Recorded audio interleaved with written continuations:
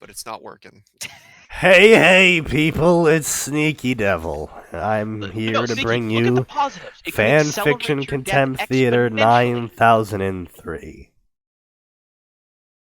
Oh, I have no idea what I have in store for you guys today. I have been cripplingly sick, and so we're just gonna have to wing it. Yeah, I'm probably gonna open Metro Exodus at some point this stream once I'm done with my cookie cake Oh, slicing. listen. The Witcher 3 is already open. I hate all of you. At least I wait for a bit. Jeez. Alright, I've got the stream up on the right. It's not like I can't see it. how do you guys feel about a My Hero Academia story? I think that's relevant since my friends and I binged up to the current English dubbed episode this I past think it's Saturday. relevant because they're getting us the Hero Rising dub soon. Excellent. Well then. Also, apparently they're making a second fighting game for this. Oh, please be for- less shite than the last one. Okay. Well, here's the thing. And if they make these games the way that they did the Ultimate Ninja Storm games for Naruto, we're going to see like significant improvement with each consecutive release. And significant decrease in network stability with each consecutive release. Well, I mean, you gotta take the good with the bad. Listen, Even- you can get frame perfect counters, but you can't have perfect frames. Basically. We should check that again, by the way. Maybe that's So- improved since last time we tried. This It won't is be. Reign of Sins, a My Hero Academia story. Wait. What's its? Wait. Is it self-insert? Because it's not a crossover. No, it's Zuku focused. What is a quirk?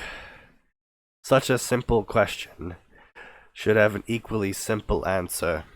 Unfortunately for Izuku, he forgot the basic lesson of look before you leap, and was woefully unprepared for how deep the rabbit hole went. Now, with the butterfly effect in full swing, everyone will learn just how much one question can change everything. Quote, I'm not a villain, I'm a eugenicist.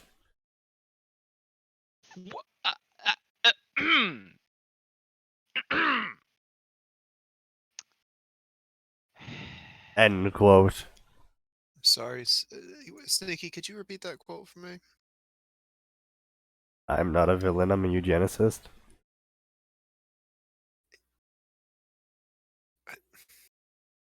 Are you adding things onto that last one? No. Ish. Why are you like this? No. It says I'm not a villain, I'm a geneticist, but we all know what's really going on.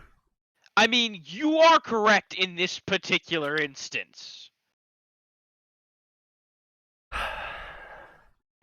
The butterfly effect is read as follows. The sensitive dependence on the initial conditions in which a small change in one state of deterministic nonlinear systems can result in a large difference in a later state. It's such an odd phenomena when you think about it. One small event that changes everything after it in such an extreme measure.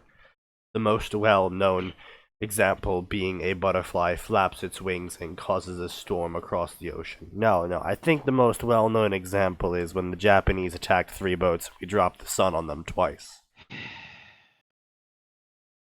That was a butterfly effect. One the Japanese won't forget either.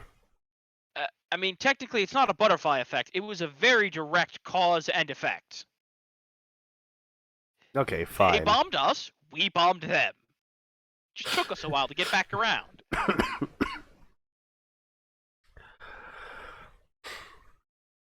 A mistake in a lab led to penicillin and saved millions of lives. Don't forget, A mistake in the lab also led to Viagra. A slight change in temperature can change an entire hurricane's path, causing untold property damage and loss of life. A pebble kicked off a cliff can start an avalanche, destroying everything in its path. But that is what's so fascinating, isn't it? One mistake can save a nation. One miscalculation can ruin everything. All it takes is one push, and gravity does the rest, for better or worse. Arc start. Prologue. The world is a harsh and unforgiving place. The people who inhabit it can be even harsher. I mean, actually, to be fair, in the My Hero Academia world, it seems like a pretty positive, upbeat place despite the tyrannical government and bureaucratic systems they have in place. But, that's just me. To hold dreams in such a world is dangerous. To hold them out in the open is infinitely more so. This is a lesson a certain Izuku Midoriya has learned many times from his different types of people. Like his doctor. Kid, you have a second pinky toe joint. It's very unlikely you're ever going to get a quirk. This is bullies. Ah, the quirkless kid wants to be a hero. What a joke. His childhood friend. Listen, nerd. I'm the only one from this school who's hero material. Who got that? His mother. I'm so sorry, sweetie. His idol. No, a quirkless person can't be a hero. That last one hurt the most. Or at least it would once it sunk in. But right now, he just felt numb.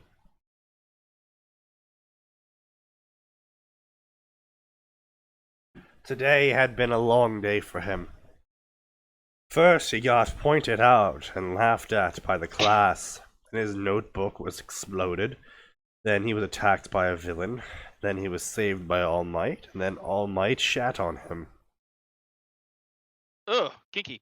By the way, there's something I've always wanted to point out. For how quickly the government was able to identify things like a bunch of kids using their quirks to help people and how close it came to prosecuting them, no one ever noticed the kid with literal explosion powers bullying the shit out of someone. Like, here's the thing, right?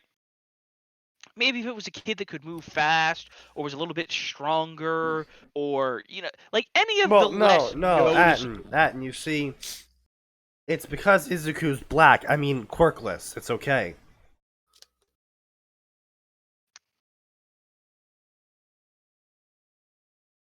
Just remember, it's okay to bully minorities as long as you have power, according to My Hero Academia. I see. So I need to make sure that I'm the most powerful one there, so clearly I should go work for the villains so that One for All will give me more quirks. And then he'll eat your soul, but yeah, that works too. Well, yeah, of course he'll eat my soul, but by the time he gets around to it, I'll have had my fun. I suppose. Hey man, I'm like 80. I know you're gonna steal my quirk back. Can you just wait until I'm dying? It should be like 20 more minutes, so...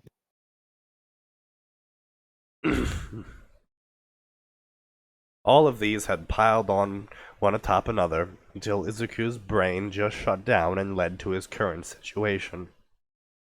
Absent-mindedly drifting along the streets, relying on his feet and muscle memory to take him to his destination, which was still undecided.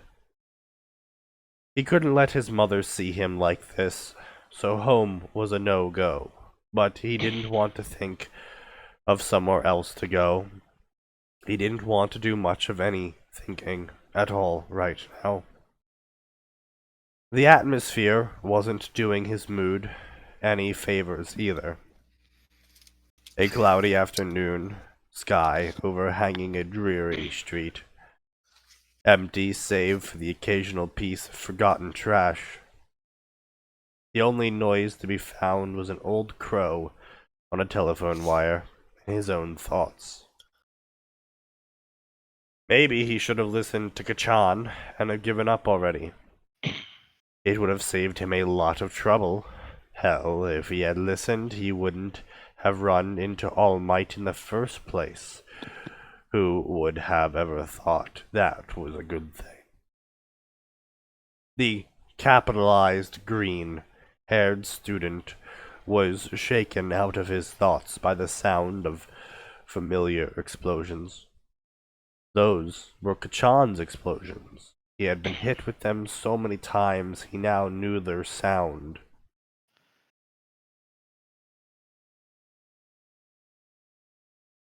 Thankfully, Izuku had plenty of experience with what to do in these situations. He turned around and walked in the opposite direction. He was quirkless, not suicidal. However, he only made it a few steps before something stopped him. Those screams.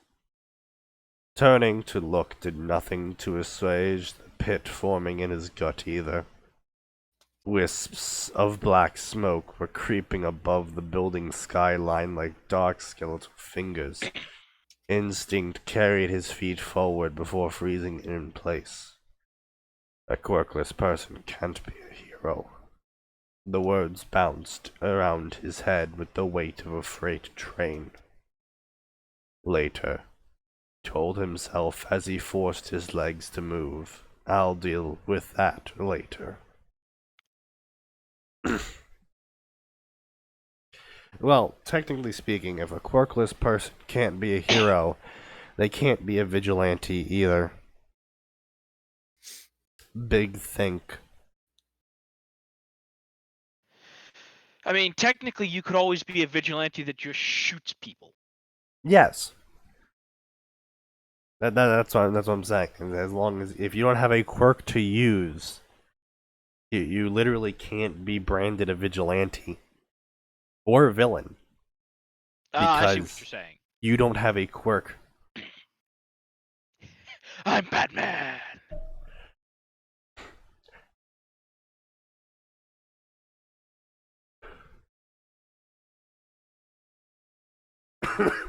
I could say so many racist things right now, but I don't have the lung capacity to do so. Max is praising God in the background. I'm not sure what Max is doing. I'm shaking my head in disappointment. What, that I don't say the racist jokes? Or that the only thing preventing me is my lungs? The only thing preventing you is your lungs. I see. It took a while for him to get where the explosions were coming from, and the closer he got, the louder the screams and explosions became. It was only when he rounded up the last corner did he realize how bad the situation really was. Alright, so I'm basically going to start accelerating through this because this is basically just a very flavored version of canon events.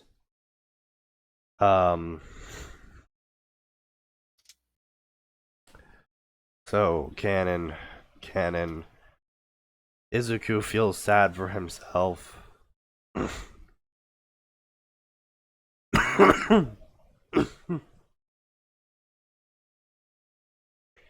So, Izuku has some thoughts about how to optimize hero power usage, but doesn't say them. Basically, he does a commentary on the canon events with a bunch of meta-analysis that, Izuku didn't feel in that moment back in canon.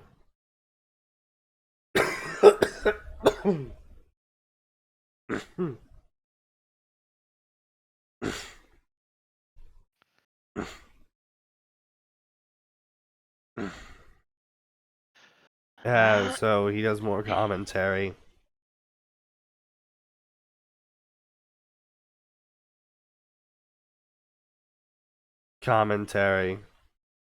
Pointless commentary, one might even say. I mean, it's meta commentary. Yeah.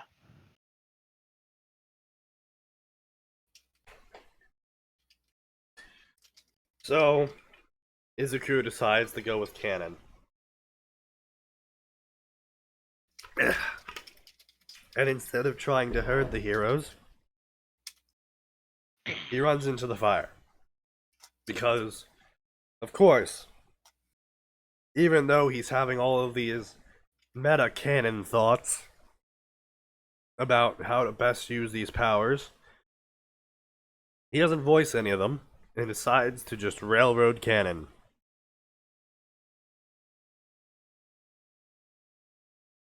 Um,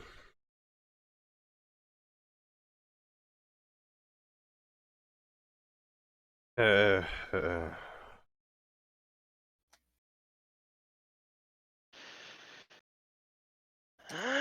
blah blah blah.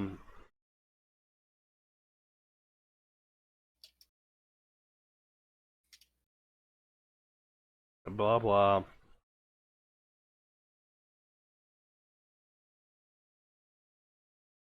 Right, so Bakugo decides to attack Deku post-canon events. Why? Because we need to, I mean, here's the thing. If this author's in any way intelligent, I could easily see him going to look for him. Because he's feeling inadequate? Like, yeah, pretty much, you know? Emasculated? Yeah. Yeah. I mean, that is what happened. No, Yeah. wait, he finds him on the first day. Immediately after. I think it was the first day of school. He tracked him down and was like, "Don't ever do that again." Yeah, and he's also like, "What the fuck are you doing here?" So he kicks the shit out of Izuku. And explodes him a couple times. Which, you know what? Can we see the 2-paragraph story where one decent adult sees a child getting literally exploded and Bakugo gets sent to juvie? Not only that, I mean, that is already a story. It's called Cursed Blood. It's actually really amazing. Oh. Guess I should go read that one. Oh yeah, very good. It has minor cameos from other animes, but like they don't amount to anything. Sort of. But no, Cursed Blood's very good. But one thing I never understood about Bakugo is that his power is to sweat nitroglycerin, which I could understand if part of the power of sweating nitroglycerin is the ability to resist the kinetic force of the nitroglycerin going off. That would make sense, right?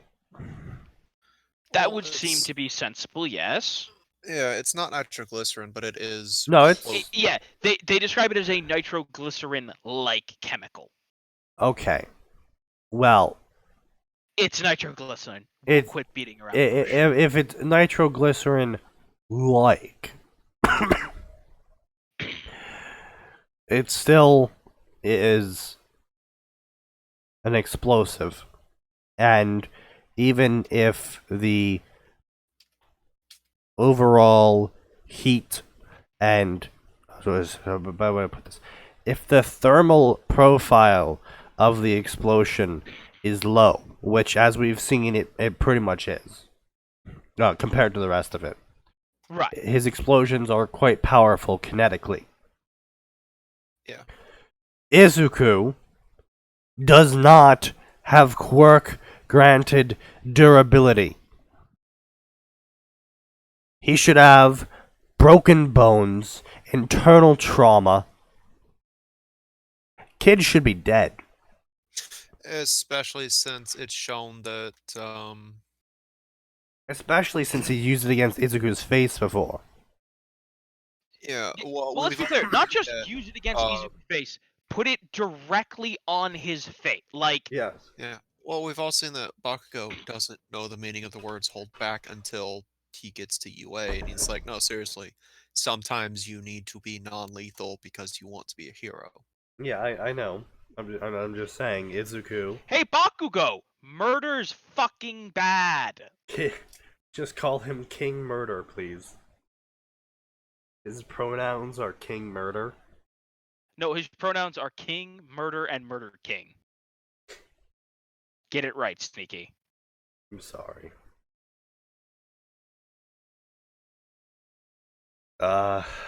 So anyway, blah blah blah, and All Might just happened to not find Izuku. There's the big butterfly change everyone was waiting for. Canon events happened, except All Might just happened to not find Izuku.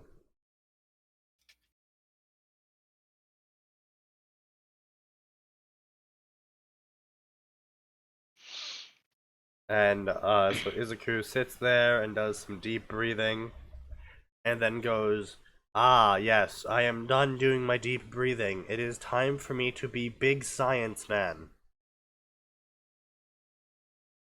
Uh-huh. Time for me to be big science man. And so he starts talking about quirks out loud to the audience, and starts explaining all sorts of quirks. And then basically gets out a giant cork board and starts attaching red string to everything. And starts connecting the dots. And he's like, "Oh man, now that I'm looking all these red strings at random things, I must ask the question, what is a quirk?" And there, a butterfly flapped its wings. What is a quirk? Ah, yes, I'm sure philosophers and scientists have never fucking asked that question in the 300 years since quirks emerged. Not at all. No one has sat down and said, "Hey, what the fuck are these superpowers?" Nobody sat down and looked at it and gone, "Hey, we figured out that people who have don't have a second pinky toe bone or what the fuck ever have like a 0% chance of getting a quirk." Even though they've asked all these medical questions, and they have all this sciencey tech that goes around quirks, nobody in existence has ever asked the question of what is a quirk before. No one. Not at all. Never. No one as smart as Izuku, at least, because Izuku is smart. And I would actually take this moment. The reason why this story was not on my personal read list and was instead on my fanfiction debauchery list, I suppose you could call it, was because of this exact scenario, where Izuku doesn't do his own personal investigation into quirks. It's just nobody has ever fucking realized this question before. But what is a quirk? And the setup for it is tried and true, I guess you could say, for fan fiction. He makes it a lot edgier than normal for no apparent reason in the opening. It's just like Izuku. Yeah, sure, Izuku takes great notes, and yeah, we've seen that those notes were very insightful to the rest of his class when they found his notebook. But that doesn't make him, like beyond smart. That doesn't make him somehow able to answer the question, what is a quirk, better than scientists who have literally spent their entire lives doing it. Because here's the problem, right? This is the kind of thing where you should have had The problem is this dumb story was already done in what was the first movie they just did? The one with Hero Island. Oh yeah. That's the problem. The way this storyline is supposed to go has already been done. There's a dude who's smart, who makes gadgets, and gets tired of being the gadget maker and wants to be a villain. What, Like, Incredibles 1? yes, but no.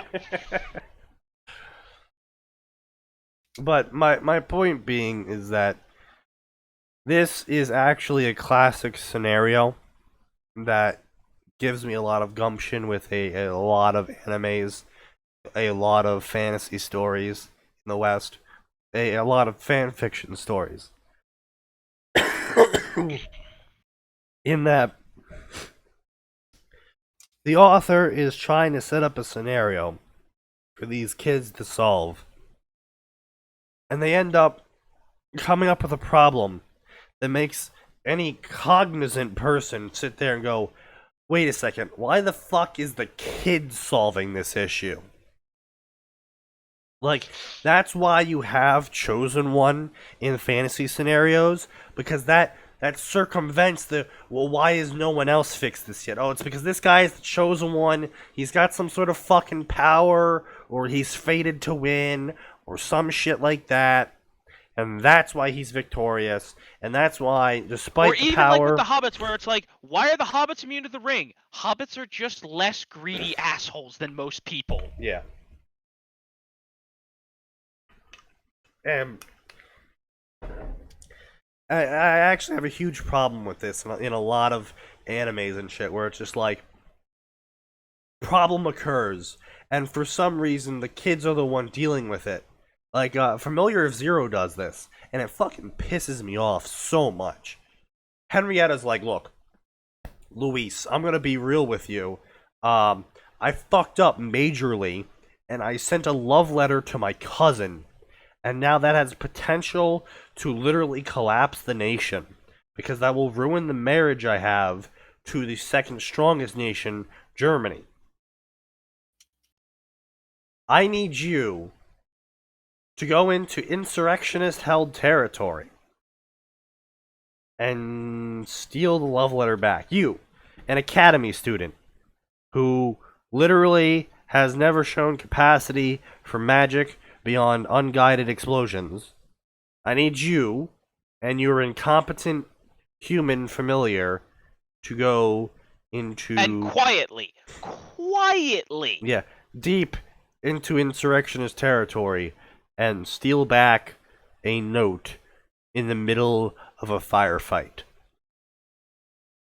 It's like, why the fuck? Like they send wards along, and it's like, okay, well, we all know he's a traitor now, but why didn't wards go alone? Why? Why was Luis sent? Oh, Luis was sent because plot. Which is fucking retarded. The reason something occurs should never be literally, quote, because reasons, end quote. It's why I put so much work into this shit I fucking write. And it's why I ended up dropping the Naruto Ruby story, as I've explained before. If I wanted to send Naruto to school, I would have to come up with the school. And I would have to come up with how the school gets fed, how the surrounding community gets fed, which I have to come up with missions, which means I have to come up with government, which means I have to come up with logistics, which means I have to come up with, transport structure, which means I have to come up with how rogues are dealt with. I had to come up with all this shit, so it wasn't just the way Rooster Teeth does it, where it's like, oh, this thing is happening because reasons. Does it have any relevance or make any sense? No, but it makes a good thing to progress the current plot. And it's like, well, that's fucking even dumb. Even if it might cause horrible problems later on in a later plot, it progresses. Like, horrible unintentional plot holes in later plot. Like, it's not even like, oh, this thing happened and then later on it had this effect. It's just massive plot hole instead. Because reasons is the worst way to ever fucking do something. Now, because reasons is a good way to start something, why is Chosen One? Because reasons. Okay, now that you have that as the foundation, everything else has to follow in a structured manner. But if you're just gonna sit there and be like, oh, sword fell out of sky, it just happens to be the one thing the student needs to beat the big bad. Like, well, why did the sword fall out of the sky? Oh, because reasons. Like, at least the sword and stone. Why is the sword here? Britain needs a king. We have no idea who it is. So I'm gonna make the sword magic, and the sword will let whoever is most fit to run the kingdom pull it the fuck out. Yep. Is it stupid? Of course it's stupid.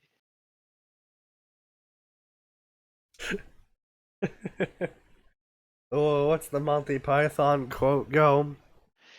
Some hag in a lake throwing swords at you is no form of government. Yeah, women in ponds handing out swords is not a system of government. Yeah. Or something like that. Yeah. I should watch that movie. It's a good movie. I literally bought it on Fucking. what was it? Oh, I have a iTunes. hard It was copy. like the first movie I ever bought on iTunes when I had an iPod that could actually play video. I was like, oh my god, Monty Python and the Holy Grail, perfect. I actually have a hard This is copy something with I want me with me at all right times. now. On disc. Yeah. But then to the cherry on the shit cake for this story is this author's note. So y'all ready for this?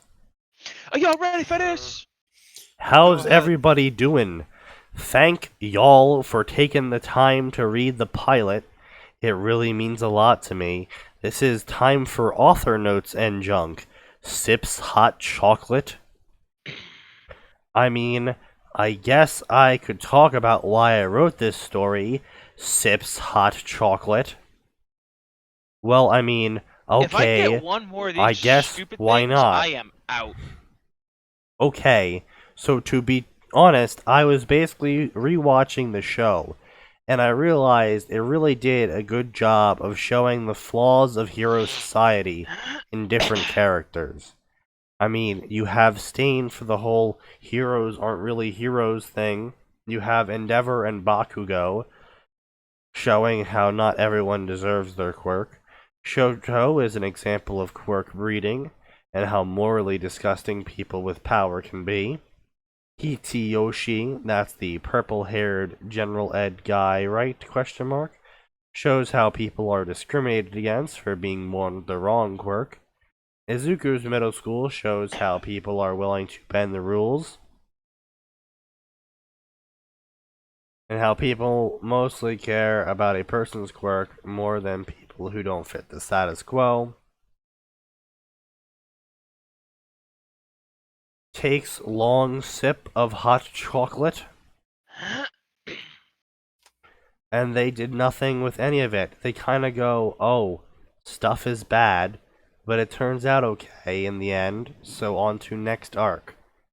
Yeah, sure, it turned out good for Deku, but what about the other 20% of the population that is quirkless?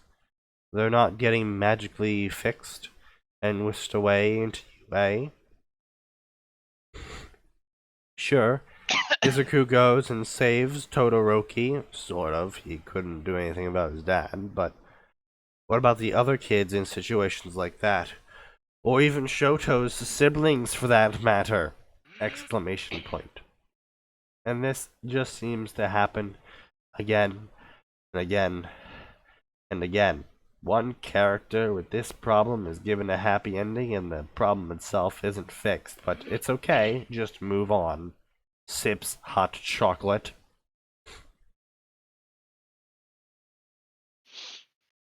Blah blah blah blah blah blah. Blah blah sips hot chocolate. Blah blah blah sips hot chocolate. Blah blah blah blah. Butterfly effect. Sips hot chocolate. Blah blah. Minor spoilers for this story. Also, sips hot chocolate. I want to get angry. My writing schedule. Sips hot chocolate. I am now out of hot chocolate. Sips new hot chocolate. Hot chocolate is delicious, y'all. End author's note.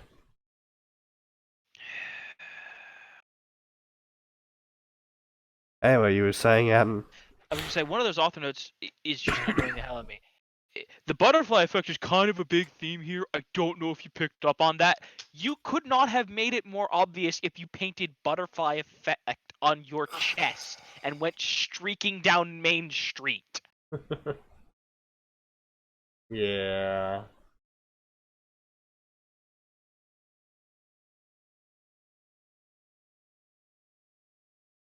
And now for something completely different.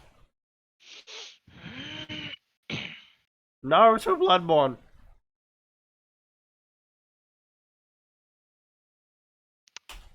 Yay, something I don't care about.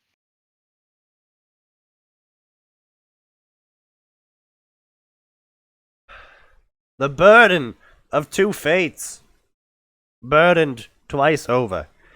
Naruto is granted the boon of a new friend and the inhuman knowledge her presence bestows. As insight brings madness, can Naruto overcome the new threats that appear, changing the world around him? Or will the madness consume him and bring ruin to the world he dearly loves? Strong Naruto, Dark Naruto, Bloodborne crossover. Wow, author, I didn't realize this was a Bloodborne crossover because you put it in the Bloodborne crossover section. I'm so glad you spent valuable time in the author's summary to tell me that it's a crossover. God, I fucking hate people like that. Please tell us about what specific childhood trauma triggered this hatred. No, it's just like a waste of time. You know? It'd be like if you showed up to a Subaru car dealership and the first thing they say to you is, "These cars are Subaru." It's like, yeah, no fucking shit. Wait, damn it! I thought I was at the Ford dealership. Oh, that's down the street. I'm sorry. But literally, though, they always are down the street from each other. Like, no matter where I am, it was in Florida or Vermont, the Subaru dealership is right next to the BMW dealership, which is right next to the Ford dealership, which is right next to the Toyota dealership, which is right next to the insert other car dealership. Oh yes, I love that car dealership.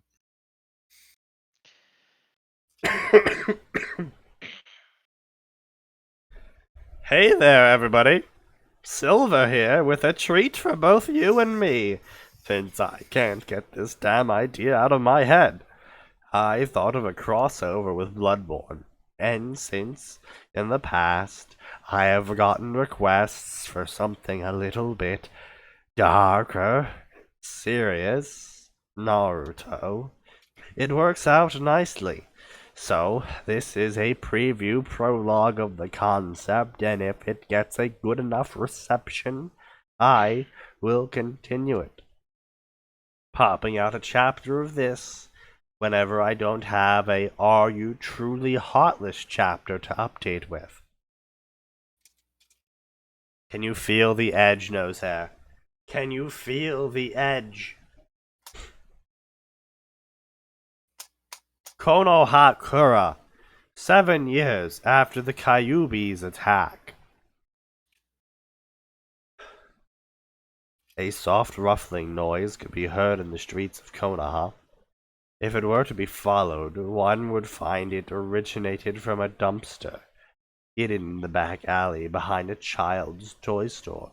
This store, quite popular amongst children and niche adults within the village, was known for its well-known foreign doll stock.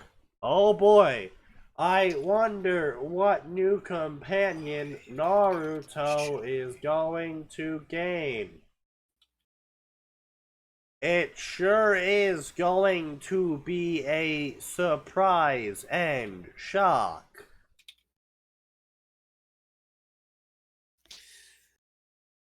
Oh boy. Oh, what's wrong, Max?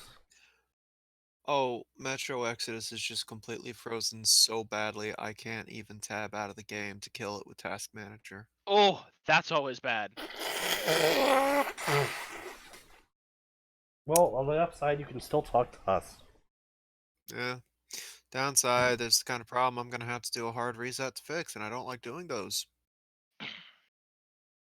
Because Windows 10 bitches about it. Yeah, I just want to say, I am so glad I never upgraded to Windows 10 because of the shit show that's going on right now with Windows 10. Oh, what's the new shit show I haven't heard about yet? Oh, it's literally for like the past 3 weeks, every single week, a new major like OS breaking hack has come out for it, like critical operating system destroying bug or glitch. I'm just sitting back here looking at all these articles about a glitch after bug after hack after hack after hack coming out for Windows 10 now that Microsoft has moved on from Windows 7. And I'm just sitting back and looking at it like, wow, Oh, Max is gone. that's a pretty big bonfire. It's too late, nose hair. He has already hard reset. He is lost to us. A soft ruffling noise could be heard. Though each type grew less popular as their origins grew farther and farther away. Within this trash deposit was a small creature, something many would assume to be a small animal looking for food. However, it was instead a small child, mess of spiky blonde hair atop their head, tan skin upon a gaunt frame, covered by a ratty white shirt and barely fitting red shorts. This child, clearly a boy, was revealed to go barefoot as he hopped out of the large garbage Okay, well, receptacle, that was fun. I'm glad you had fun, holding Max. in his offhand Yeah, what just forced to appeared to sign be out. a Fuck it. doll, Not dealing with this. discarded for one reason or another. As soon as he hit the ground, he threw the tossed toy into what appeared to be a small pile of similar objects and began looking through the trash anew.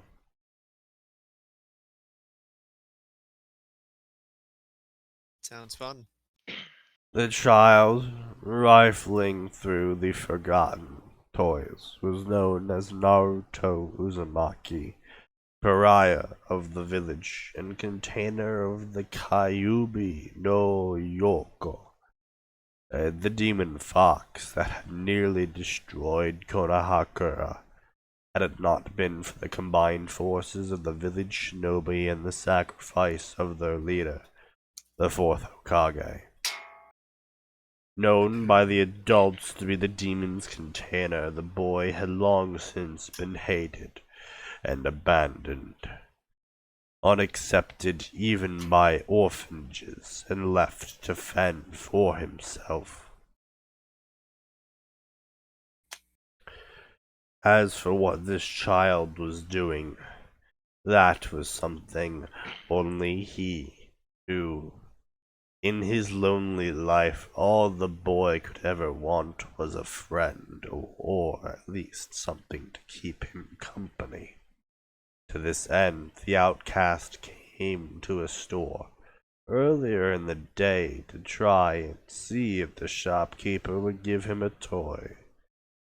But alas, he was thrown out with threats of violence.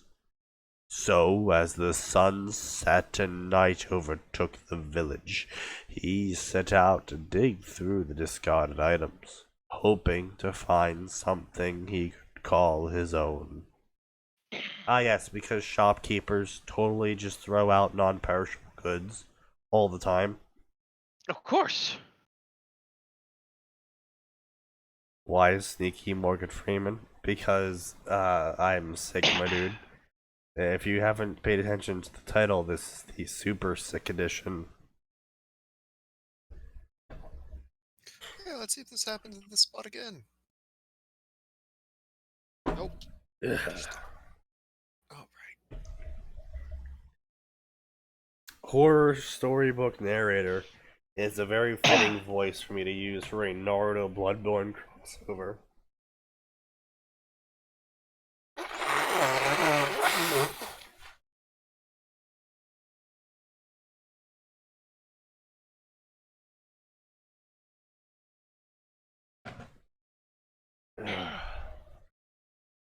God, I hope my better throat's by killing me. tomorrow. Oh, your throat is killing you, eh? Oh, fuck off. I know. You're dying slowly.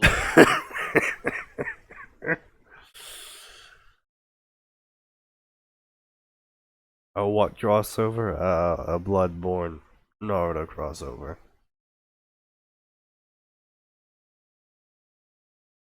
With each doll and figurine he looked through, damaged and disfigured, he became increasingly frustrated. Faces mangled, if not outright missing, body parts broken off and misplaced. Many barely remembering their former selves, let alone a humanoid being. As he began to lose hope, he finally picked up one that seemed to be intact, almost untouched even. Clearly Western in design. Oh boy, because the West just exists in Naruto. Oh, he's dead. Clearly Western in design, this plain-faced doll was missing only an eye, and its hair was merely slightly amiss. Given the trend the store followed, it was likely thrown out due to being undesirable among the children. Because, right, a store like this would spend literally hundreds to thousands of dollars importing a faraway doll only to throw it out because somebody might not buy it immediately. Yes, that is clearly what the store No, would Sneaky, do. you're even missing the most important part, which is because a shopkeeper would import something worth that much money without a promissory note. That too, yeah. I can't do cleric beast noises right now, nose hair. I am too sick for that. What a shame.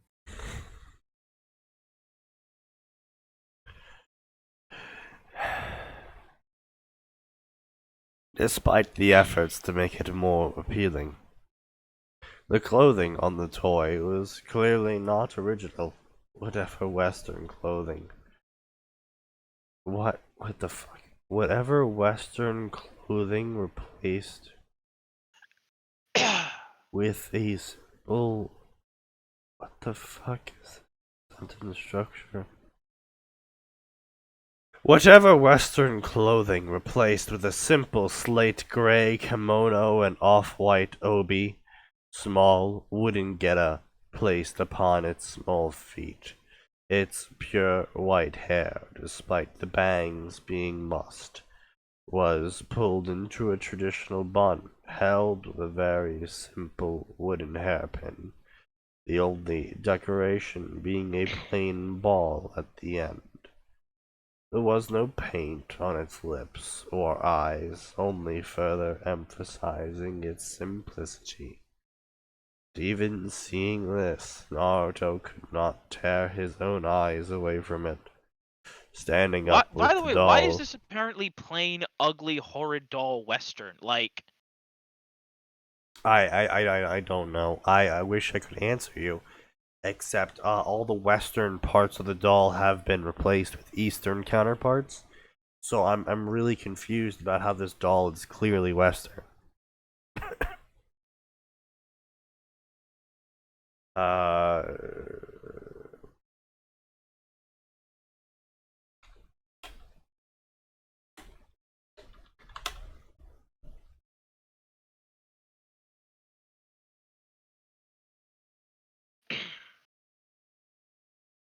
Boy, it's really raining out there.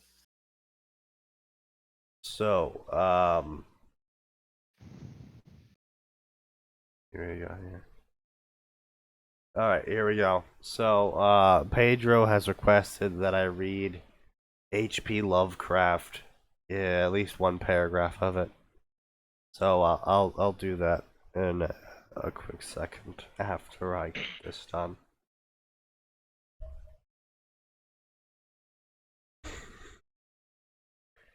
However, in his affection, he failed to hear the approaching footsteps, only knowing that he was seen as a glass bottle shattered upon his head. Turning to face the direction, he spotted the store owner, a slightly older man in plain clothes, seething with anger almost immediately. The small child turned and sprinted as fast as his legs would carry him, clutching the plain doll to his chest, as though it was his most precious possession. The owner shouted after him, shaking his fist, unaware Naruto had made it off with the tossed doll. That's right. You better run, you demon brat. If I ever catch you trying to take my shit again, I'll break your goddamn legs. It was in the garbage. Oh, some people are like that. So anyway, this is a excerpt from the Call of Cthulhu. Why are we reading Call of Cthulhu? Oh, because Why can't Pedro we? asked for it. I thought it was interesting. At least let's just go read. I mean, come on. Let's just go play Call of Cthulhu. The most merciful thing in the world, I think, is the inability of the human mind to correlate all its contents. We live on a placid island of ignorance in the midst of a black sea of infinity, and it was not meant that we should voyage far. The sciences, each straining in its own direction, have hitherto harmed us little, but some day the piercing together of disassociated knowledge will open up such terrifying vistas of reality and of our frightful position therein, that we shall either go mad from the revelation or flee from the deadly light into the peace and safety of a new dark age. There we go. That is a paragraph from the Call of Cthulhu.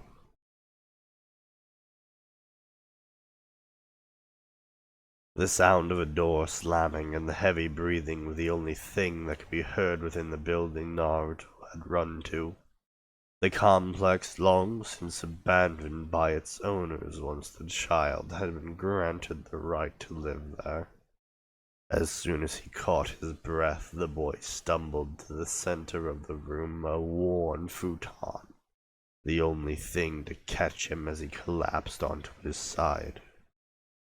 Still clutched in the arms was the doll he pilfered from the trash, his face pressed against its surprisingly soft hair. Don't know why, but I feel so happy now. I don't want to ever lose you, doll-chan. The boy muttered to a motionless doll, weariness overtaking him as he drifted off to sleep. As his breathing slowed to a smooth, consistent rhythm, his mouth turned upwards into a content smile, the most natural one he had ever seen in his 7 years of life. He slowly dreamed, dreaming of a large, empty room marked only by a massive cage. Nothing but shadow was beyond. Oh, a presence could be felt. However, that was unimportant for the time being, for on the cold stone floor of this room Naruto lay asleep. His head rested on someone's lap. A pale white hand gently caressed his whisker-marked cheek, the arm cloaked in gray. The stranger smiled softly as they stared at the boy's face, and they spoke, a soft, feminine voice echoing in the halls. Rest, sweet child. In your dreams I shall return your kindness, she whispered, sincerity evident in her voice. In time you will pursue the echoes. With my aid, they will become strength. Rest well, sweet child. And may you find worth in the waking world.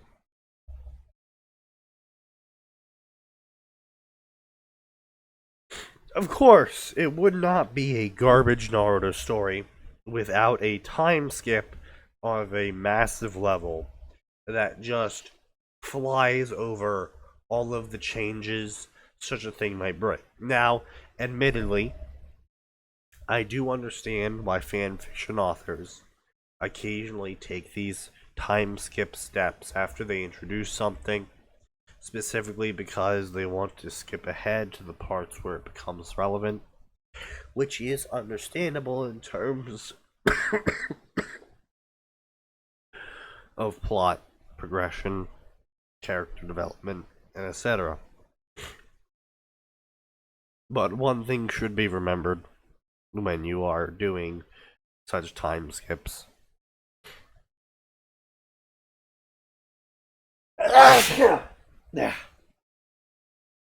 You should not time skip into the powers or character relationships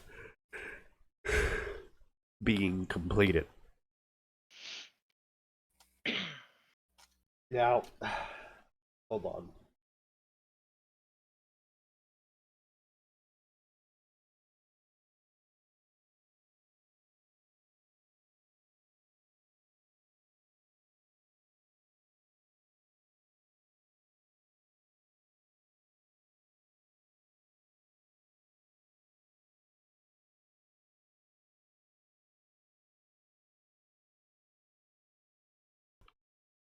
For example, there was a worm story I used to follow called Exodus. It was a worm Big Hero 6 crossover. Ah, I people always fuck up Big Hero 6. Yeah. It was a post Golden Morning, post Big Hero 6 movie story in which at the end of Big Hero 6 where they're in the void, they end up seeing Taylor. They end up seeing Taylor in a doorway. Someone shoots them in the doorway and then pushes Taylor into the void. And while they're in the void, they proceed to also rescue Taylor before leaving the void. And there's a lot of potential interesting interaction there, because especially a post Golden Morning Capri, who of course regains sanity as due to the 9mm surgery that she received. But the post villain, post warlord Capri ends up becoming a mentor to the Big Hero 6. Which it basically amounts to the golden age of heroes on that planet. It was I mean, it's not like she wouldn't be able to give them good advice. Yeah, and it was actually a really exceedingly well done story. And then the author decided they could no longer continue it. And another guy came along and picked it up. And let me guess, he jobbed the hell out of it. Only problem with his chapters, the first chapter was literally So the author's original content ended with Taylor effectively saying that everyone needed to get their own armor and needed to start working in cooperative tactics. And the first thing that the author did, the new author, upon taking the story, was like, time skip 2 years later, post everyone getting their power armor and refining their tactics. Like, just skipped completely over everyone building their own armor, everyone like working out how to make tactics between each other. Just jumped ahead to all that. Everyone's powered up now. Yeah, it was a They're really all big super letdown. strong now. Bye. Like, Yeah. no. That's what I came here to fucking read. Yeah. It's about the journey, not the destination, author. I had some people on other Discord servers speak out against me when I shared my opinion on Exodus, saying, "Oh, that wasn't the author's intent." My response, of course, was, does intent really matter? They did it. What does it matter that they did not intend to do it?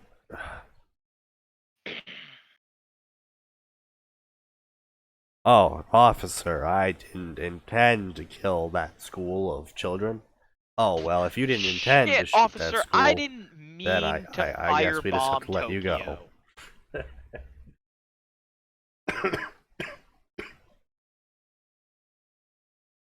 Officer, I was only following orders when I shot up the school. Officer, let's be reasonable here. I was ordered to work those chambers.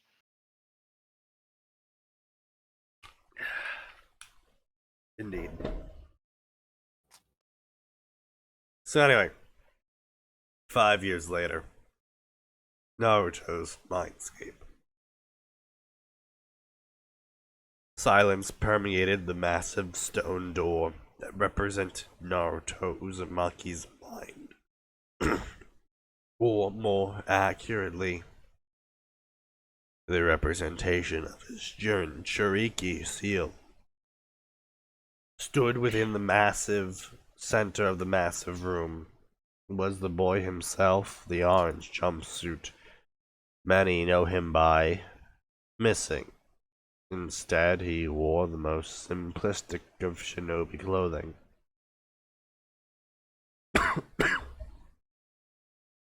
A black shirt over fishnet, black pants taped at the ankle over black sandals. A pair of goggles firmly placed over his forehead and on his waist were the traditional shinobi throwing tool pouch, but next to that was the same plain doll he rescued so many years ago, attached to his waist, held by a strap clearly designed to hold it securely as possible. Here's the thing.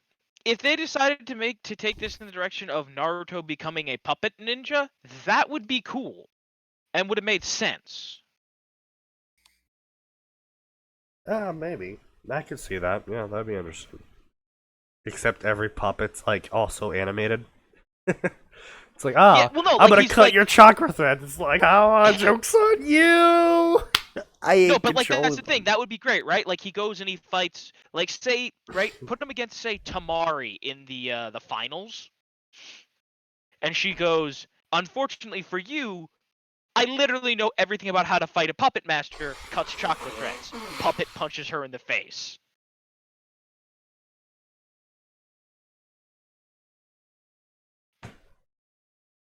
Yeah, it could be interesting.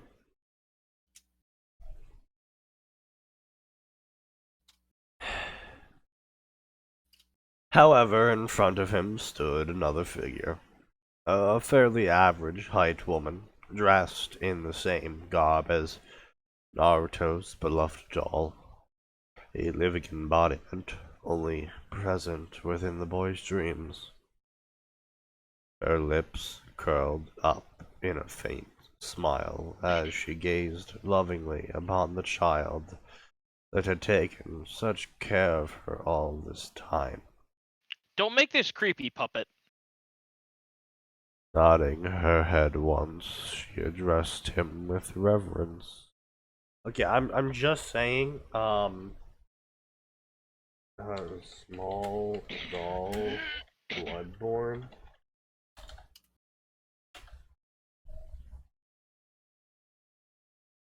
It's gotta be around here somewhere.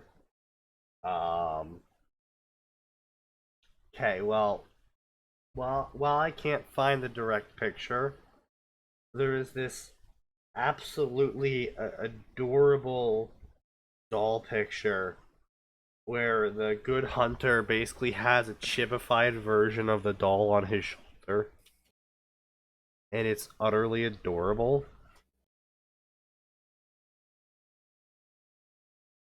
And I guess I just can't find it. So what if I did? What if You just don't get to see it because we can't find it. But it's adorable. Trust me, it's adorable. I mean, pretty much everything to do with the actual doll is adorable. Well, except for the part where Garmin's like, yeah, man, I fucked that doll. It's like, God, Jesus Christ. I said almost. Oh, yes, here we go. Here's Chibi Doll. Look how adorable that is.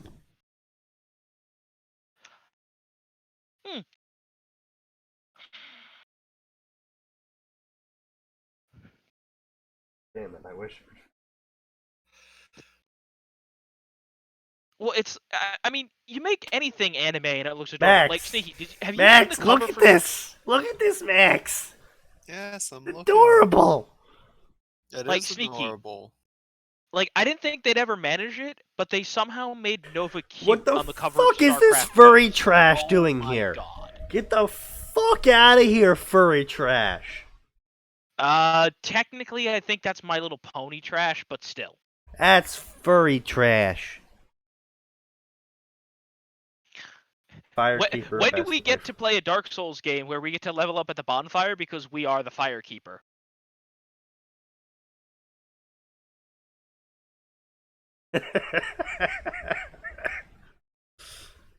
I get the joke. Does anyone else get the joke? Oh no. I think I get the joke. What? 50 Estises later.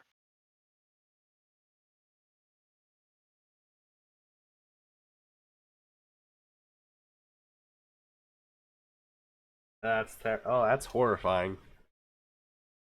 Oh, that's horrifying. I mean, those are just the messengers. Oh, that's horrifying. That's we're Ah, what the oh fuck? no. This is no longer cute. We're going away from this cursed section. Cursed images be gone. Be gone, cursed images.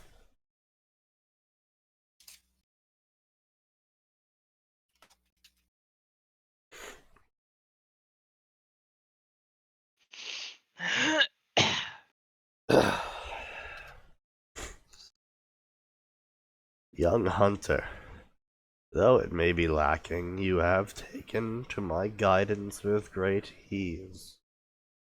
I only wish I could provide you with more, but the basic techniques of the hunters is all I have, she said, the sadness towards what she couldn't do evident.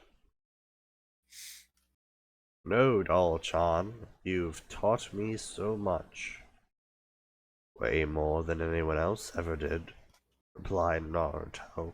Well, that's not hard, considering in this universe we're edgy as hell and no one's taught Naruto anything. Yeah, considering in this universe Naruto's theme song is literally crawling in my girl. Like, once again, the problem with this is he carries a doll around everywhere, and Iruka doesn't even go, "Hey Naruto, have you ever tried puppet magic?" Like, just gonna throw it out there, kid.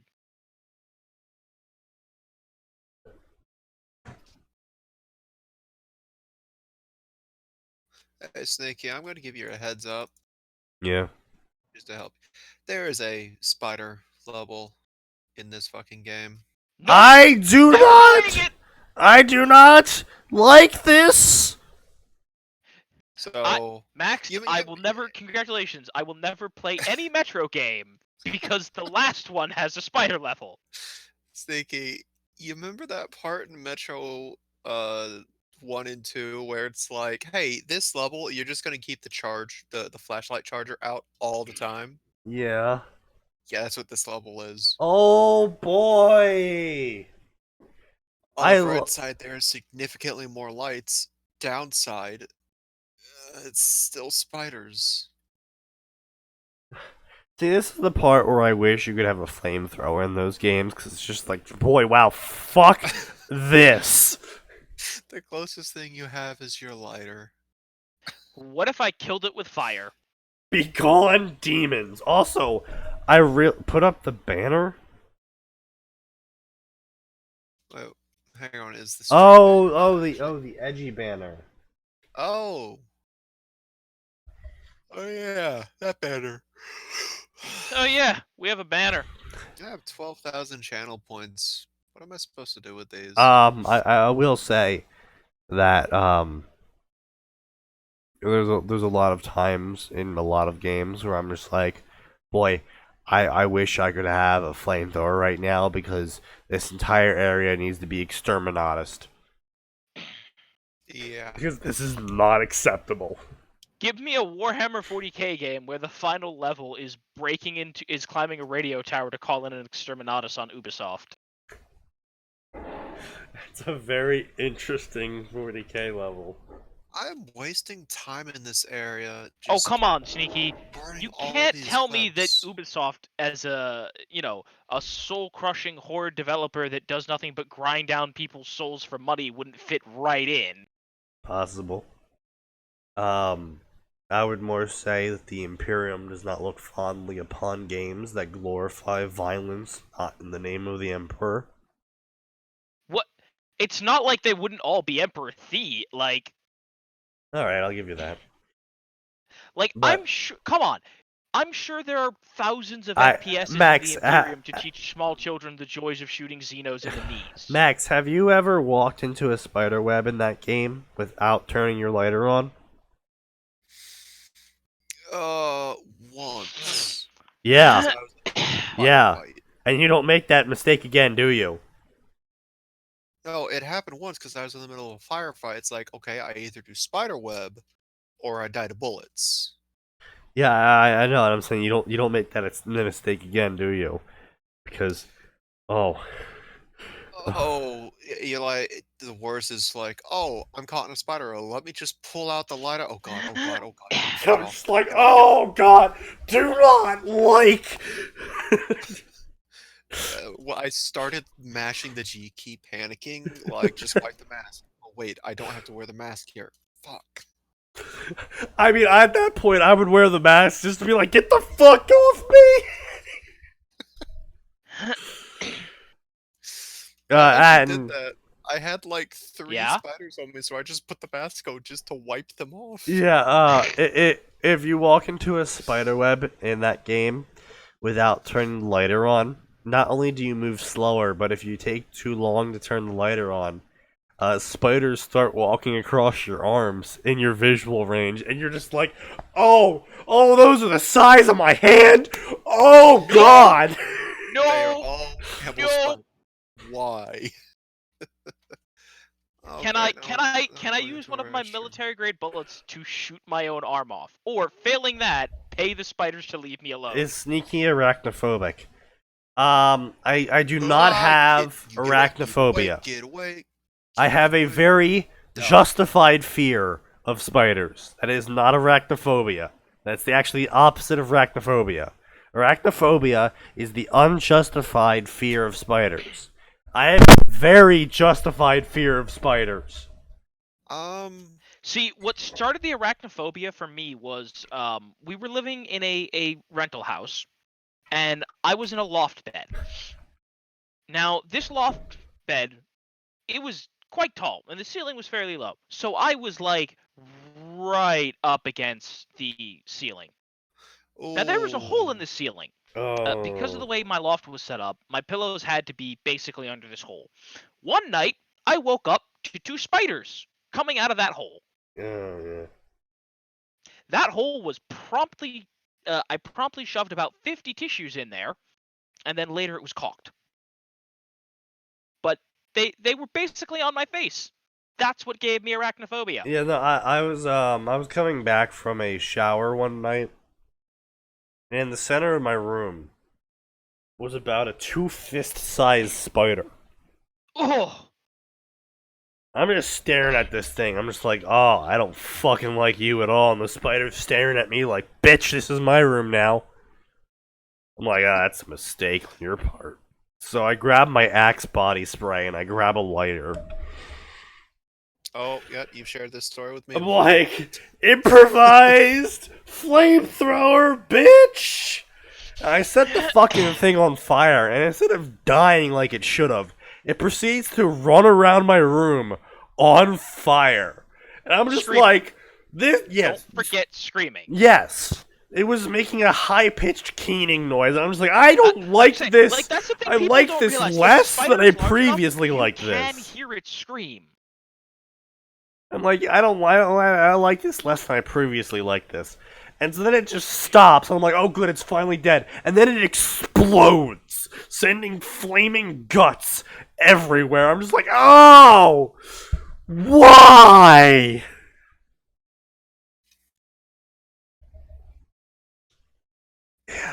I don't like spiders. God, I oh. see. I can handle small spiders where I'm just like, all right, I'll just leave you alone. You leave me Listen, alone. if it's small, I will just We kill good. it. The problem is when it is out of my physical range. When it starts to entering the size of my fist size, I'm just like, all right, you know what? I appreciate your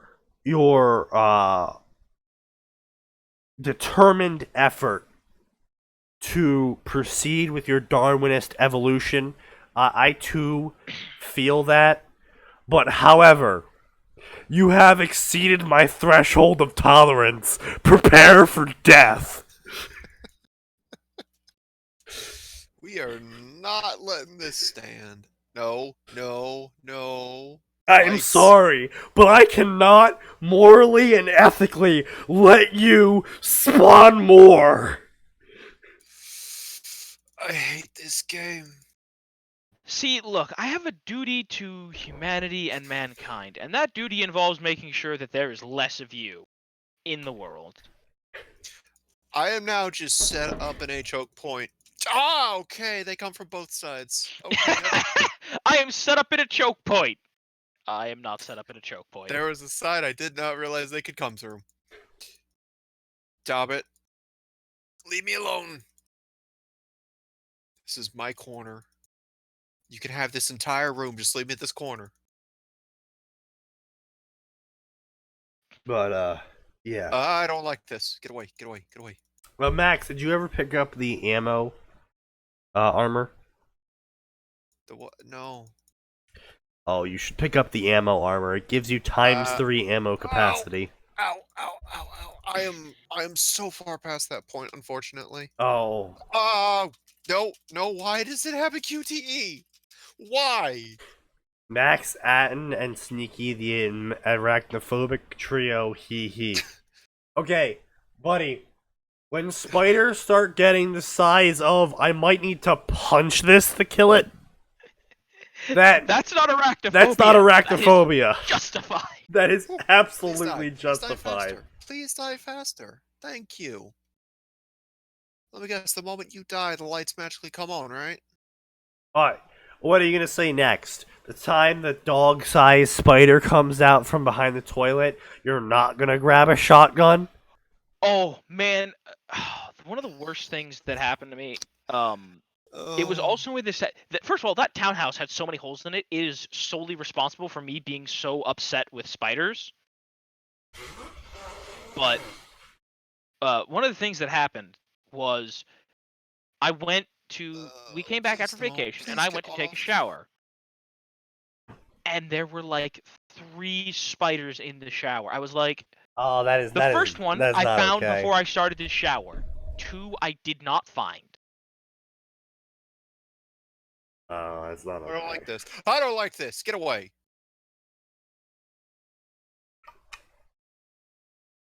I hate this. I hate this. Why must we always jump to giant spiders and scorpions? Such a stupid Now, trope. see that'd be a Hate it. very interesting world to live in.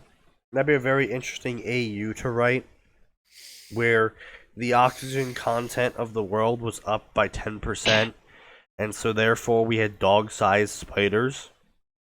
Wait, how would that give us dog-sized spiders? Oh, because insects and arachnids breathe through their skin.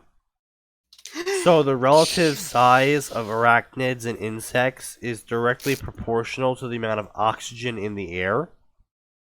And scientists estimate it's around 10 to 16% increase in oxygen in the air would result in spiders being the size of large dogs due to their increased ability to absorb oxygen. And because the actual size of insects and spiders is not actually an evolutionary change in terms of like this is the most beneficial, it's actually a direct relation to the amount of oxygen in the air. And according to studies, the scientists assume that if we ever see a proportional change in oxygen that compromises our atmosphere, we will see a near immediate proportional response in the size of insects and spiders. Well, that's just wonderful. How do I go about lowering the oxygen content of the Earth? Sneaky. Sneaky, how do I reduce humanity? How do I make us, like carbon dioxide dependent so that we can get rid of all the oxygen, right? Right. Let's So, get Earth down to like a 0.5% oxygen. step content. 1 is burn down the Amazon rainforest. Done. People are already doing that.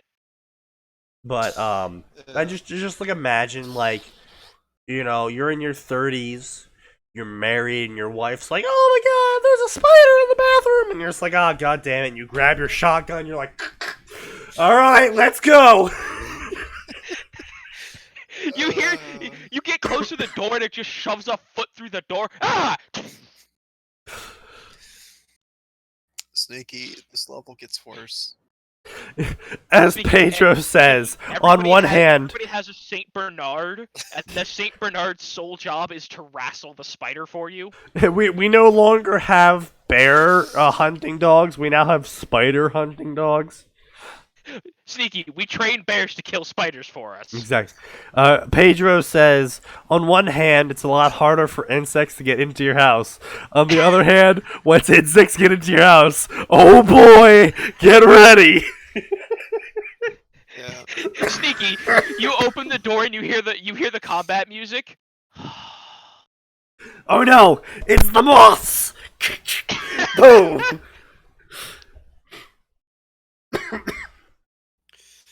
You aren't eating my shirt today, moths. Yeah, this level just got a lot worse, Sneaky. Oh yeah. I'm having to go through a vent system Oh, why? while still dealing with the spiders. Oh, see, I was not okay with that because I was moving through the train yard and I saw that only way to get up part of the train yard. I'm like, oh, at the end of this tunnel, there's absolutely gonna be an event, and the ghoul jumps out at me. I'm just like, I knew it. Still don't like it.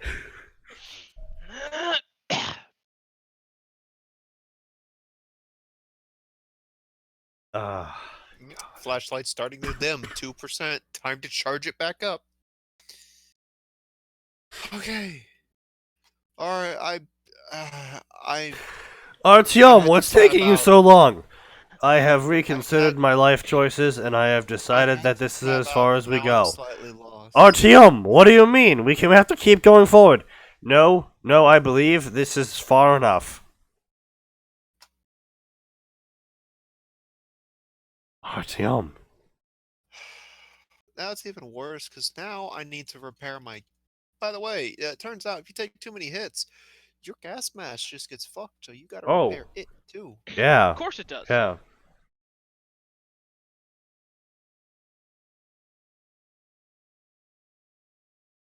Okay, why am I freaking out here? Because of the dog-sized spiders. No, I just got a random prompt on a shelving unit. I'm like, why is Artyom freaking out? Sneaky, are you aware of tarantula hawks? Yeah, I'm aware of them. Why would Uh, I have a problem with them? Have a problem with what now? Tarantula hawks, they're a type of wasp that attack Yeah. tarantulas. Yeah, I have no problem with them. I They, don't... I mean, they they scare the shit out of I mean, me. yeah, they're big ass bugs, but all they do is attack But tarantulas and shit. They don't. They literally do not go after humans uh, unless you like I was gonna step say on their they are nest. one of the only kinds of wasps that doesn't actively hate humanity. Like, normal wasps are over aggressive little shitheads. The tarantula hawk sees a human and it goes, That ain't nah. food. Yeah. Why would I I bother? think you're a bit too big for me. Well, it's not. No, it's not even that. The tarantula wasp literally goes after tarantulas because that's how it reproduces, and it only goes after tarantulas because that's the only way it reproduces. And so, pretty much for everything else, it's just like, okay, well, if you're smaller than me, you're food. But if you're bigger than me, I wouldn't really bother you because there's no point.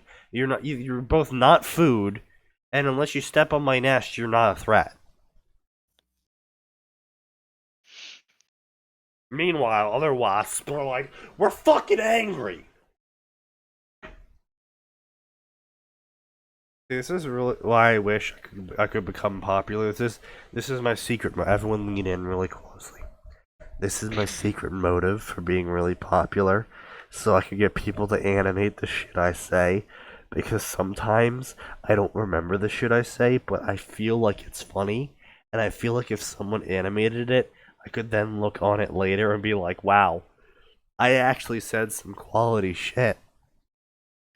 I mean, some of the stuff we say is legitimately funny. We've had some good stuff in here.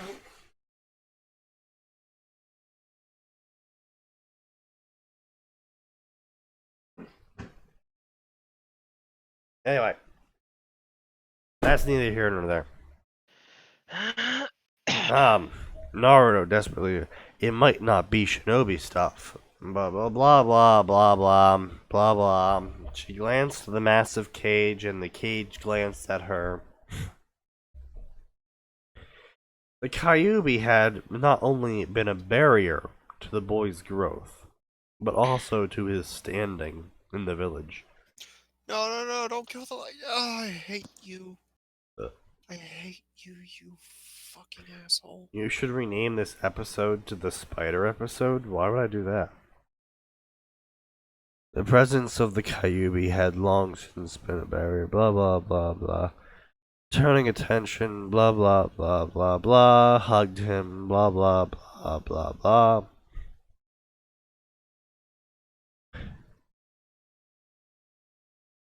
I know, Doll-chan. I must keep my emotions in check and act without mercy. For a single slip, and the beasts of the world will eat me alive. Yes, this is true, but it is time. Your trial approaches, young hunter, and may you find your worth, the doll said as she let go of him. Naruto faded from the mindscape, and she turned to face the demon fox's cage. A miasma of red seeped out and pooled around the room, though it strangely did not touch her. A stern look great. came upon They her can bury in face the sand. as she looked upon the beast's prison without a trace of fear. Blah blah, Naruto is sleeping. Blah blah blah, get an exam. Blah blah blah, Uchiha. Blah blah. Blah blah blah. Several hours later, after canon events.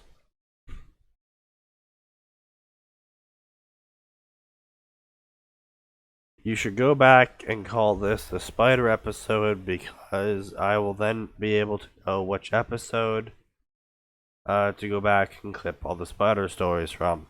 Well, I mean, this is called the Super Sick Edition, which is enough of a name change for you to pick that out, I suppose. It's just a room full of spiders waiting for me. I'm just standing outside it. Let in. So, canon, Gameplay. canon, canon, canon, canon, canon, canon, canon, canon, canon, canon, canon, canon, canon, canon. And the doll hates it when Naruto is perverted because the doll, for some reason, has motives outside of whatever the hunter wants. Okay. And so canon, canon, canon, canon, canon, canon, canon, canon. And Naruto saw that the first jutsu on the list was Kagebushin and was like, wow, fuck clones, clones are useless. I'm going to look further. And then he digged through the scroll. And then he studied a technique that he found. As Naruto studied, the village went on alert. As cannon, cannon, cannon, cannon, cannon, cannon, cannon, cannon, cannon, cannon, cannon, cannon, cannon, cannon, cannon, cannon. And then Mizuki shouts that Naruto is the Kyuubi, and Naruto goes, bitch please. I learned about him a few years ago, and I'm pretty sure that him being inside me isn't the same as being him. And Iruka's like, whoa, what the fuck? How do you know about the Kyuubi? And Mizuki was also shocked that Naruto already knew about the Kyuubi, and so he just completely froze up and stopped all of his plans of murder, and was like, wow, Naruto already knows about the Kyuubi. I guess I won't do anything then.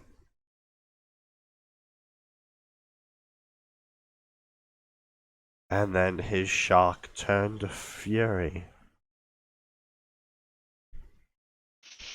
Fuck you, Naruto. I'm gonna kill your favorite teacher now.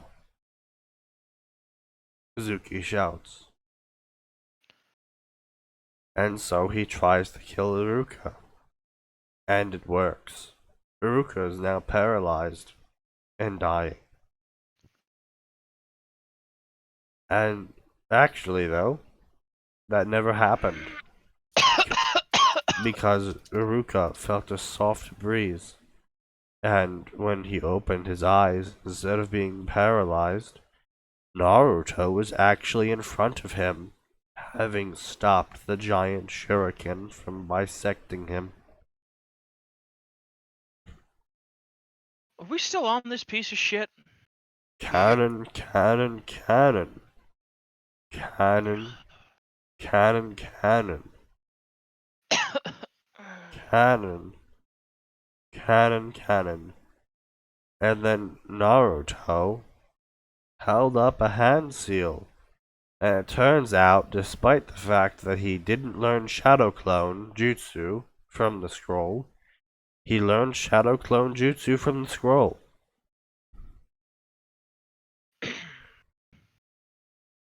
I was taught that mercy would be my downfall. and it's a mercy to end you, Mizuke-sensei. So I, instead, am going to let the village decide your fate," he said, his tone dark and filled with malice. Through blackened eyes and blood, Mizuki looked at him in fear. Only his wounds prevented him from screaming in pain and agony.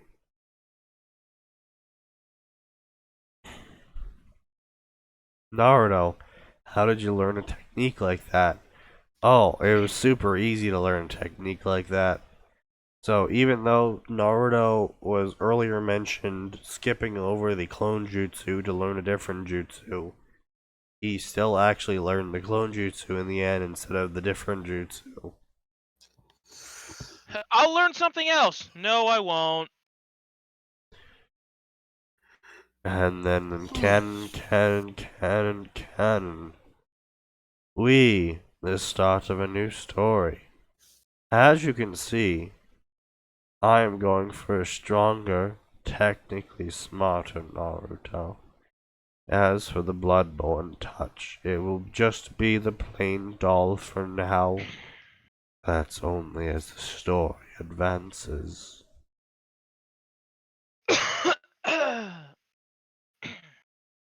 Right, so this was basically fucking garbage. No point to this whole chapter.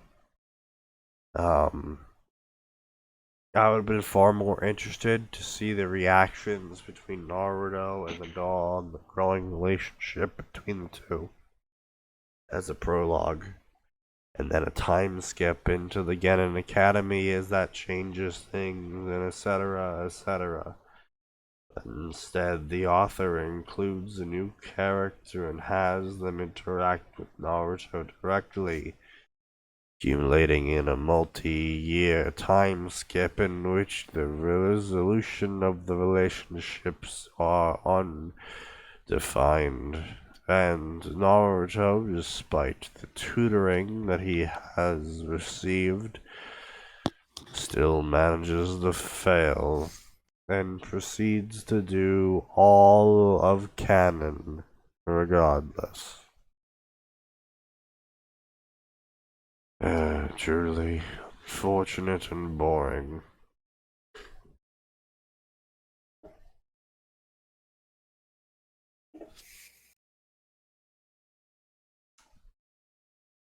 How about I give you another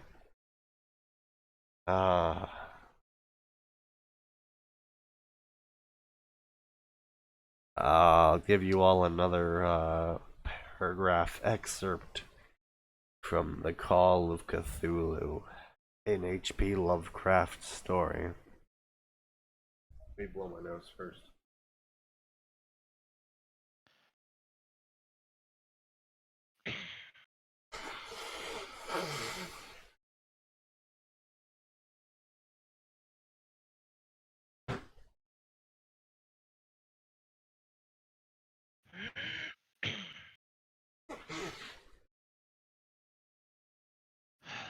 You know, it's 7:40. We could just go. We could theoretically do so. We could just say, "Hey, wow, this has all been depressing as fuck," and we spent 30 minutes talking about spiders because this was hot trash. It was then at the beginning. It was then that he began the rambling tale which suddenly played upon a sleeping memory, and won the fevered interests of my uncle. There had been a slight earthquake tremor the night before, and the most considerable felt in New England for some years. And Wilcox's imagination had been keenly affected. Upon retiring, he had an unprecedented dream of great cyclopean cities, of titan blocks, and sky-flung monoliths, all dripping with green ooze and sinister with latent horror. Hieroglyphics that covered the walls and pillars, and from Why some is it that I have undetermined 15.2k point channel points for below. this channel when I hate it? I don't know. Point below had come a voice that was not a voice. A chaotic sensation which only fancy could transmute into a sound, but from which he attempted to render by almost unpronounceable jumble of letters. Cthulhu Fatagan.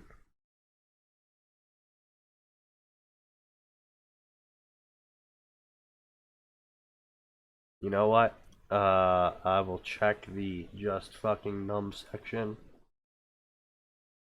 And then we will, close out for the night. Ah, good. Here's a just fucking dumb story for us all. We won't even have to spend time on it. This is Dignir, Curse of Gods, now Campione? Question mark?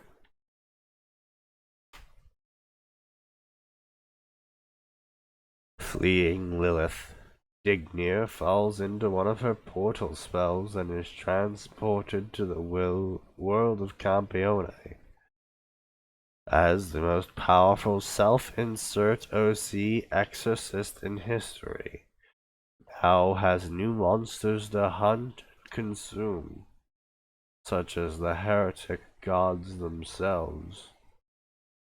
Upon arriving, Pandora changes his stolen powers into authorities, intending to use Dignir against the invading gods from his own world.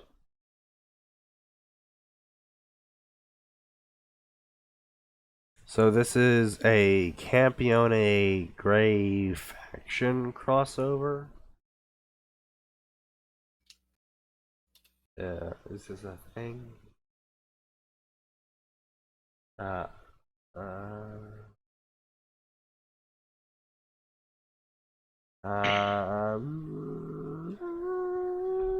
um,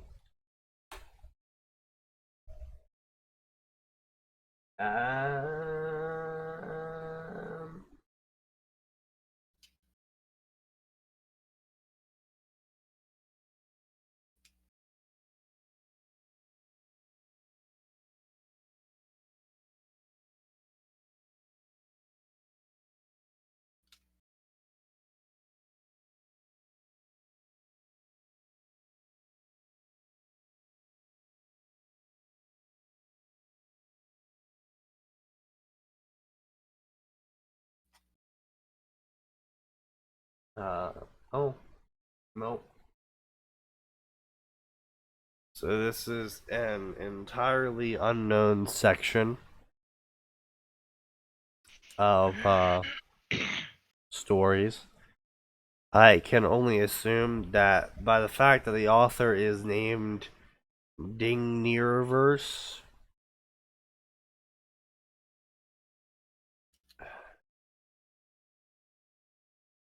Oh.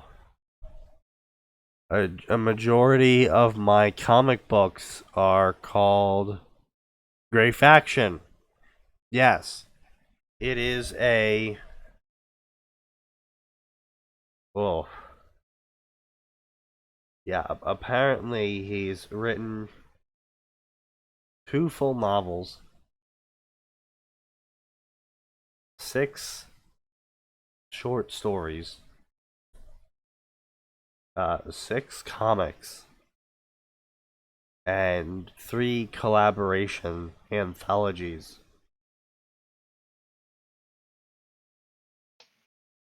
Based on his original series. This account is focused around my main character, Dignir, which is an original character self-insert based on me from my series that I have published called Grey Faction. Well, I can certainly say with reliable certainty that the reason why no one here has ever heard of Grey Faction is because nobody cares. is because that a self-insert original character who is a known hyper-exorcist and eater of gods does not exactly interest the audience. The audience wants to, especially the weeb audience, they're fine with that being the end goal, but they do want to see the character, you know, work up to eating gods, not just start eating gods from the get-go. I would also like to point out that if you've made 2 books and 6 comics and you're still unknown, I have some bad news for you. Alright, well, you know what? Let's just see what his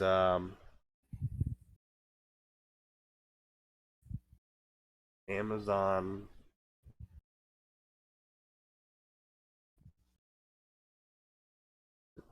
author page.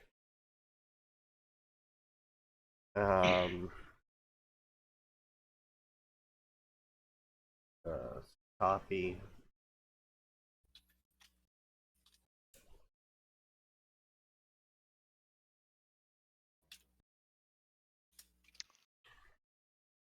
I see Pro ZD. Here we go. Oh Christ, this art. Oh God. Just looking at this man's art is. Oh, this is Oh. Wait. Does his author picture have him signing books to a bunch of fictional characters? Go back up there for a sec.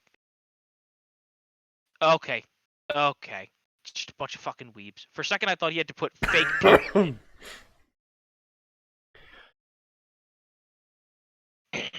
Oh boy, Sneaky. Maybe we're gonna piss off somebody really important, unlike Fairy Tale Dragon Slayer. Oh, I hope. Oh, wow. Oh. Oh, what? Am I throwing a little too much shade, Sneaky? No, the author is throwing a bit too much shade himself.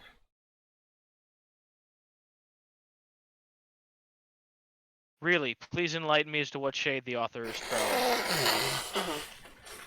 Well, just look at one of the images he uses. I don't want to.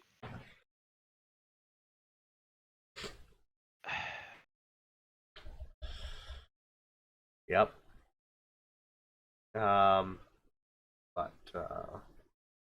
Not for all the book signing he does, there is not a single review to be found on.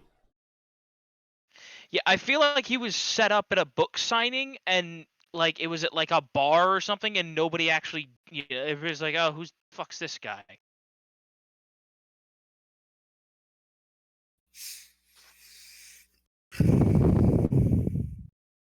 Also, let's be clear.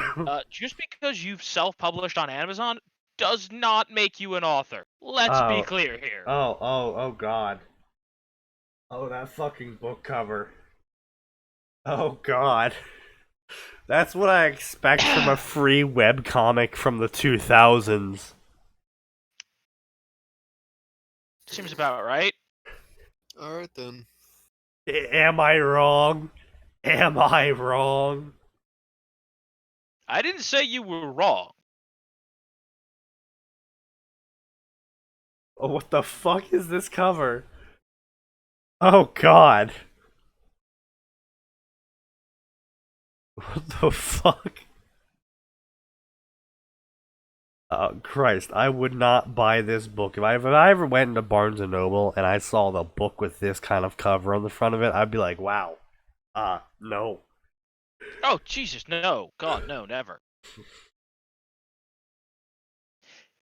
Like, like I'm looking at that art and I'm just like, just no, absolutely not. Mark Green has reviewed the story. 5-star review from Mark Green. Come on, man! At least sign out of your Amazon account. Is it legit?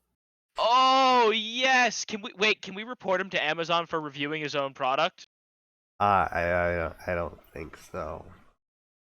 No, I think that is actually against Amazon's TOS. Um, Upvoting, reviewing your own product. Oh, I have to sign in for that. No, never mind.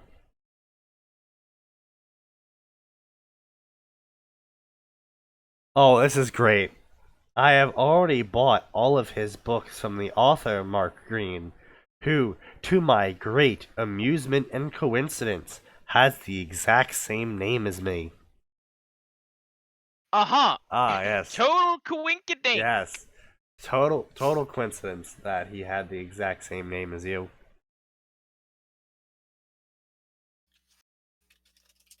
There is nothing suspicious here.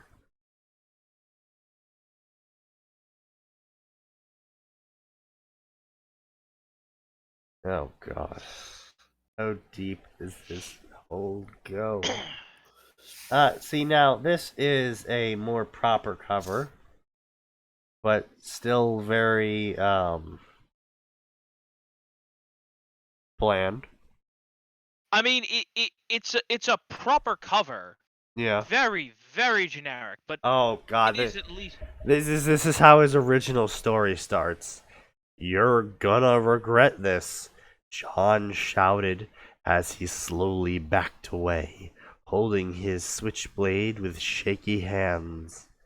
The shadow before him slowly approached, the pale moonlight glinting off their glasses.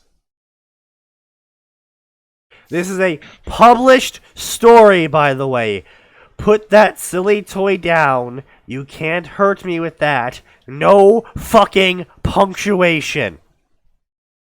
Well, see, but it's not published. It's Amazon published. Yeah, it's a self-published story, but still, it's just like, oh my god. Why is there punctuation missing so often? Why? Oh my god.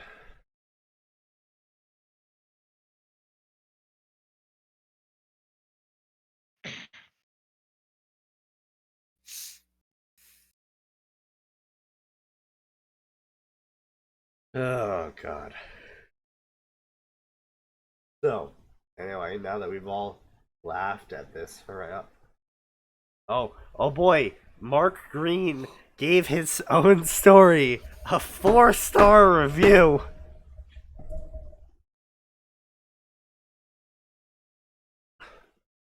Also available with manga illustrations in between the pages.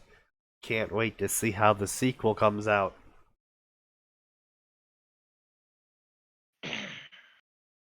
Do you think he was like, oh, that'll throw them off my scent if I give myself a 4-star review?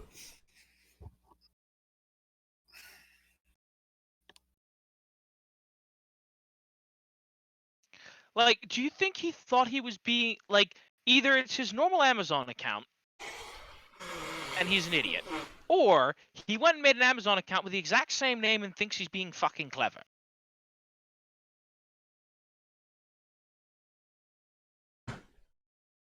Honestly, it could go both ways. But that's not what's important here.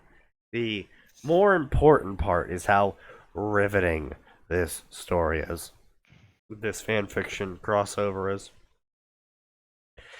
Dignir, a immortal exorcist, devourer of demons, and direct descendant from God himself, wielder of the holy swords Balmung and Graham, is accidentally sent into an alternate Earth by Lilith's magic trapped until she can find him.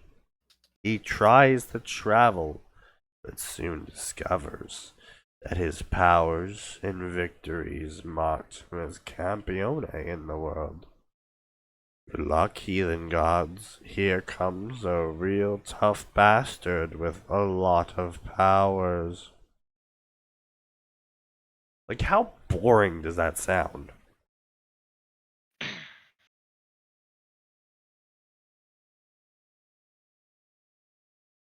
Like, that's What? incredibly boring sounding. Like, oh yeah, what I want to do when I read a Campione story is read about a self-insert OC who is immortal, direct descendant of God, who's so strong he can apparently eat the souls of demons, and is now a Campione, and he's just gonna raffle stomp all of the other gods in the Campioneverse, thereby bypassing any form of conflict that could occur.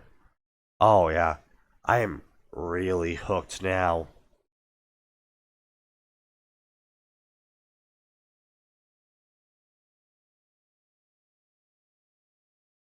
But we're not here to read this story. This story is Thank garbage. you!